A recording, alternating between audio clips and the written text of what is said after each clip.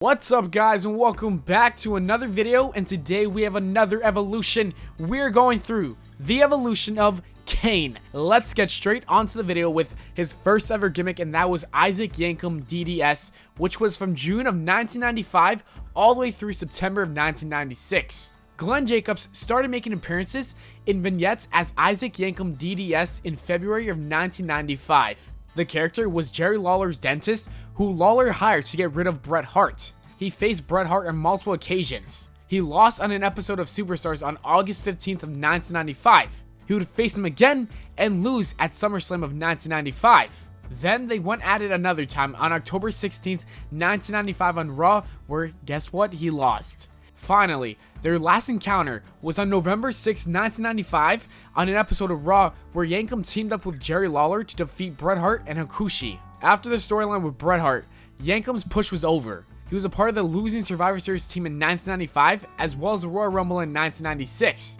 He would make a few more televised and live event appearances as a jobber, but after the company's tour in South Africa of September 1996, the gimmick was retired. Next gimmick is the fake Diesel gimmick from September of 1996 through April of 1997. In the earlier days of the Monday Night War, Scott Hall and Kevin Nash jumped ships from WWE to WCW. On the September 16, 1996 episode of Raw, Jim Ross advertised that Diesel and Razor Ramon were returning to WWE. It would later be revealed to not be Hall and Nash, but two other wrestlers dressed as Razor and Diesel characters, one of which was Glen Jacobs as Diesel. Fake Diesel and Razor would be given an opportunity at the WWE Tag Team Championships against Owen Hart and the British Bulldog at WWF In Your House 12, It's Time. He would continue to work untelevised live events under the Diesel character until April. After that, the WWE began to introduce the Kane character. Moving on to the Big Red Monster in May of 1997 through June of 2003.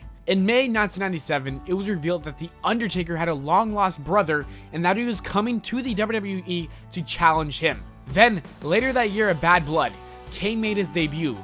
He came down to the ring during Undertaker's Hell in a Cell match with Shawn Michaels, ripping off the cage door and delivering a tombstone to The Undertaker, costing him the match. He would face and team up with Undertaker multiple times during the Attitude Era, including a match at WrestleMania 14. He also held multiple championships and even became the third Grand Slam champion by winning the WWE, Intercontinental, Tag Team, and Hardcore championships.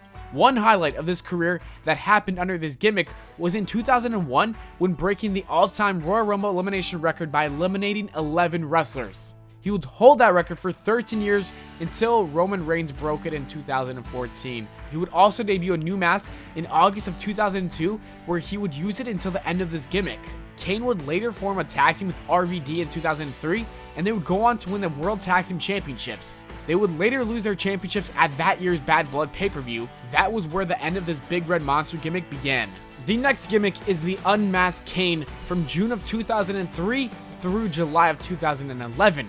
After Kane and RVD lost their tag team championships, Triple H offered a spot in the faction Evolution. Stone Cold told them that if he rejected the offer, he would get a match for the world title.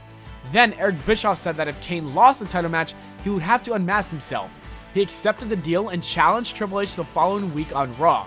Triple H would defeat Kane after receiving a low blow and an RKO by Randy Orton and a pedigree by Triple H. After the match, he unmasked and turned heel by chokeslamming RVD. Under this gimmick, he would hold multiple tag team championships, the ECW championship, and the World Heavyweight Championship. A few highlights of this gimmick include his feud with Shane McMahon, which led to Kane defeating Shane in both a Last Man Standing match at Unforgiven and an ambulance match at Survivor Series. He had a memorable storyline with Lita where he feuded with Matt Hardy and then later Edge. Finally, he had his final feud with The Undertaker, which ended when Kane defeated Undertaker in a Buried Alive match at Bragging Rights after receiving help from the Nexus. This gimmick would end when Mark Henry injured Kane on SmackDown in July of 2011, which would result in him being sidelined for 5 months. Moving on to his next gimmick is Masked Kane from November of 2011 through October of 2013. In November 2011, vignettes of Kane and a burning red mask started to appear on Raw. Then, on the night of the 2011 Slammy Awards during John Cena and Mark Henry's match, Kane came out of nowhere wearing a metallic mask as well as his new ring attire. He then attacked John Cena, turned heel, and revealed his new red mask. Over the weeks, he kept telling Cena to embrace the hate. leading to a match at the Royal Rumble, which ended in a double countout, and then at Elimination Chamber in an ambulance match. Another highlight of this gimmick was when he teamed up with Daniel Bryan and formed Team Hell No. They started off as rivals, but then became tag team partners and held the tag team titles for a little more than 8 months. The final storyline for this Kane gimmick was his rivalry with the Wyatt family. After Kane beat Christian on Raw, the Wyatt family made their debut, attacking Kane and ultimately removing him from the Money in the Bank ladder match. A few weeks later, Kane was attacked for a second time by the Wyatt family, which set up their Ring of Fire match at SummerSlam 2013.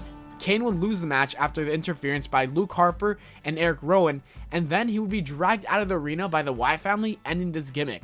And his second to last gimmick, the Corporate Kane, from October 2013 through July 2015. At 2013's Hell in a Cell event, Kane returned and attacked the Wyatt family and The Miz. The following night, he would turn heel as he showed he was aligned with the Authority by handing Stephanie McMahon his mask. The following week, he would show up on Raw helping members of the Authority in their matches. He stopped wearing a mask and started wearing a suit and tie like other members of the Authority. A few highlights of Kane under this gimmick was when he participated in the 2014 Royal Rumble, and he was eliminated by CM Punk but reappeared later in the match to eliminate Punk. Also, he faced his former partner Daniel Bryan at Extreme Rules for the WWE World Heavyweight Championship.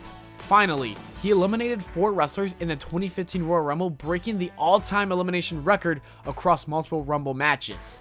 His final 2 appearances as Corporate Kane were in the Money in the Bank ladder match, and then the next night on Raw, being injured by Brock Lesnar, who smashed his ankle into the steel steps.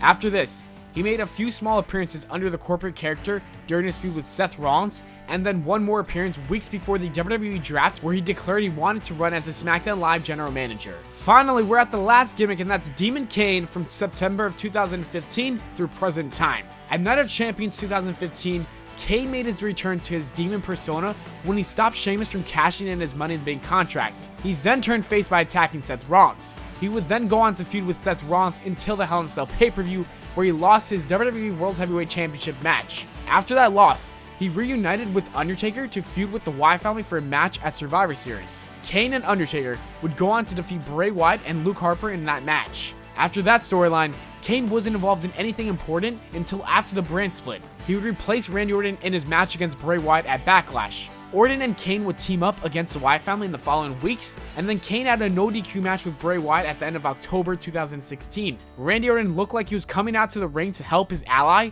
but then he delivered an RKO to Kane, turning heel and joining the Wyatt family in the process. Kane would go on to the Survivor Series kickoff show to defeat Luke Harper, and that is the evolution of Kane. I hope you guys are enjoying this series. If you are, make sure to leave a comment below telling me who you want to see next. As always, thanks for watching the video, guys. I hope you all enjoyed. If you did, please subscribe for more. Also, make sure to follow me on Twitter at Pllana. Check out my other channels, Official Life X and NoLoveVP, and I'll see you all later.